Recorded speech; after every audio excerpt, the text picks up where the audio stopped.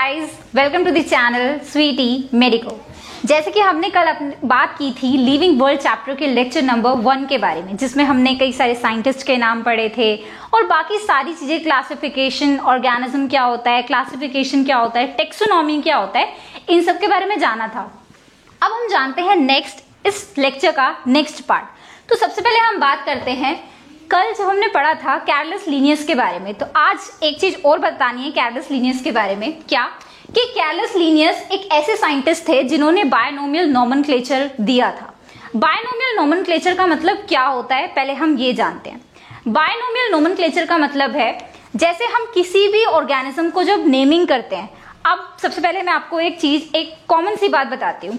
किसी का कहीं भी नाम होता है तो एक उसका कॉमन नाम होता है, एक उसके फ्रेंड्स। साइंस में बात करते हैं कि एक नाम होता है जो कि एक परमानेंट नाम होता है, जिसे हम कहते हैं बायनोमियल नोमेनक्लेचर, जिसे हम कहते हैं उसका साइंटिफिक नेम, राइट। तो सबसे पहले बात करते हैं कैरलस लीनियस ने क्या दिया था, binomial nomenclature. What is binomial nomenclature? Binomial nomenclature के अंदर दो चीजें आती हैं। सबसे पहले हम बात करते हैं जो फर्स्ट वर्ड होता है, फर्स्ट वर्ड रिप्रेजेंट करता है जीनस को। किसको? जीनस को रिप्रेजेंट करता है। एंड सेकेंड वर्ड क्या रिप्रेजेंट करता है? स्पीशीज को। जीनस, स्पीशीज, ये सारी चीजें क्या होती हैं, ये नेक्स्ट अपनी आने वाली वीडियोस के अंदर हम ये जानेंगे। अब बात करते हैं जीनस। सबसे पहली बात होती है कि जीनस, इसका फर्स्ट लेटर जब भी हम लिखेंगे वो लिखा जाएगा कैपिटल लेटर में। कैसे लिखा जाएगा? कैपिटल लेटर में लिखा जाएगा जीनस का फर्स्ट वर्ड। ये मैं आपको बता रही हूँ कि साइंटिफिक नेम लिखते कैसे। अगर आपको भी इधर कंफ्यूजन है देन डोंट वरी, इधर वाले पार्ट में एग्जाम्पल में सब कुछ क्लियर हो जाएगा आपको। ये होता है कि फर्स्ट लेटर हमेशा कैपिटल होता है जब भी हम जीनस को रिप्रेजेंट करते हैं। नेक्स्ट आता है स्पीशीज, जिसके अंदर सारे ही लेटर्स स्मॉल होते हैं, उसको हम कहते हैं स्पीशीज। अब एक साइंटिफिक नाम को लिखने के लिए दो चीजों की रिक्वायरमेंट होती है, पहला genus and next is species. Genus के अंदर सारे लेटर्स कैपिटल और स्पीशीज के अंदर सारे लेटर्स क्या होते हैं? स्मॉल होते हैं। अब all scientific names are taken from Latin origin से लिए जाते हैं। अब लेटिन ऑरिजिन का क्या मतलब है? लेटिन ऑरिजिन से सारे साइंटिफिक नेम लेने का सिर्फ एक ही रीजन है, बिकॉज जो लेटिन भाषा है वो होती है किसी भी जगह की डेड लैंग्वेज को हम कहते हैं, ठीक है। जब कहीं भी डेड लैंग्वेज का मतलब है जिसके अंदर कभी कोई चेंज नहीं हो सकता, इसलिए हम उसे क्या कहते हैं? लेटिन लैंग्वेज से हमने सारे साइंटिफिक नेम्स को लिए हैं, यानी कि कई हजार साल बाद आप भी उसे देखेंगे तो वो कभी चेंज नहीं होंगे वो नाम, इसलिए हमने उन्हें लेटिन लैंग्वेज से लिया। And Latin is a dead language. अब इसके बारे में बात करते हैं। लेटिन लैंग्वेज से हमने ले तो लिए नाम, बट अब उनको दिखाएं कैसे कि हमने ये लेटिन से लिए हैं। तो लेटिन के ओरिजिन को दिखाने के लिए हम क्या करते हैं? उनको इटैलिक्स में लिखते हैं। आपने कभी कंप्यूटर में देखा होगा सारे वर्ड्स ऐसे टिल्टेड फॉर्म में लिखे होते हैं, जिसे हम कहते हैं उसका इटैलिक्स, और इटैलिक्स में लिखे गए हैं। इटैलिक्स क्या दिखाता है कि ये लेटिन से ओरिजिनेटेड थे, ठीक है। तो बट अब हम अपने नॉर्मल अपनी नोटबुक वगैरह पे लिख रहे हैं, जब हम अपने नोटबुक पे लिखेंगे तो वहां पे हम क्या कर सकते हैं?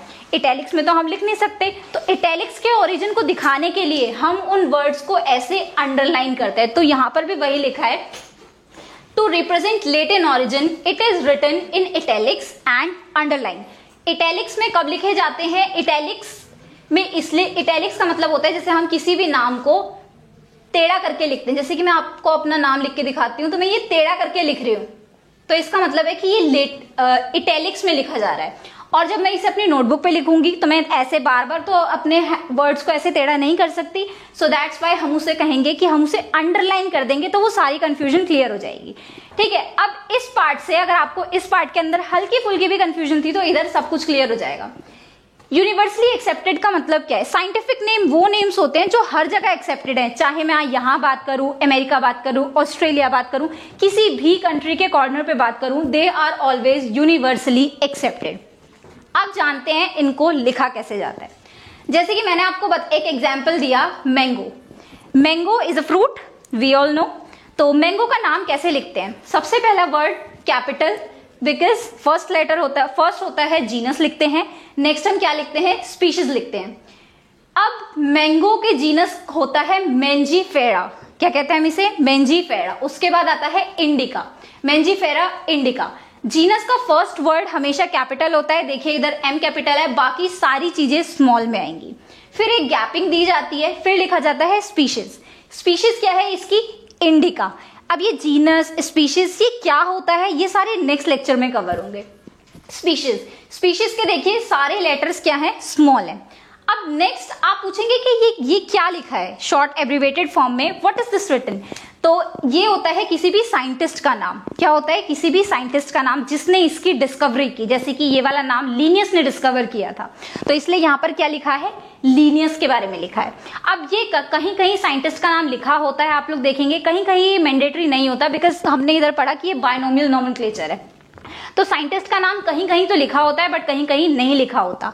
अब इसको हमने अपनी नोटबुक पर लिखा है, तो इसके लैटिन ओरिजिन को दिखाने के लिए हमने इस वर्ड को अंडरलाइन कर दिया। अगर आप इसे अंडरलाइन नहीं करेंगे तो ये रॉन्ग माना जाएगा, then this is not the scientific name, right. अब इसके बाद नेक्स्ट चलते हैं। आप मेरे से पूछेंगे कि आपने लीनियस को अंडरलाइन क्यों नहीं किया?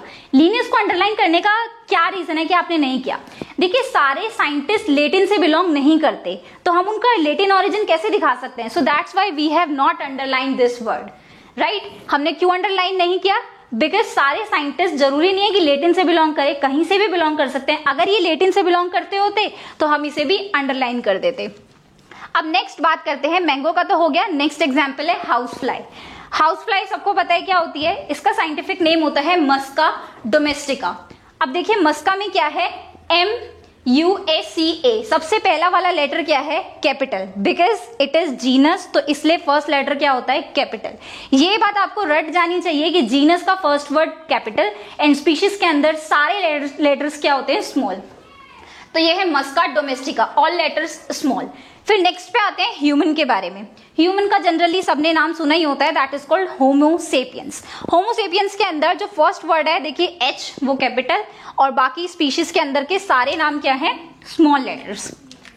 अब इसके बाद बात करते हैं कि why we need binomial nomenclature की जरूरत पड़ी क्या हमें।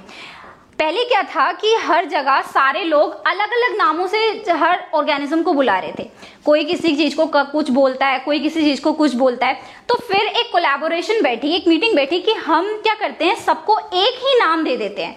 तो इसलिए बायनोमियल नोमेनक्लेचर की नीड आई कि हमें बायनोमियल नोमेनक्लेचर को इन्वेंट करना चाहिए। तो why we need binomial nomenclature? Because some species have various names according to place etc. Because उनके अलग अलग नाम होते हैं places वगैरह के अकॉर्डिंग।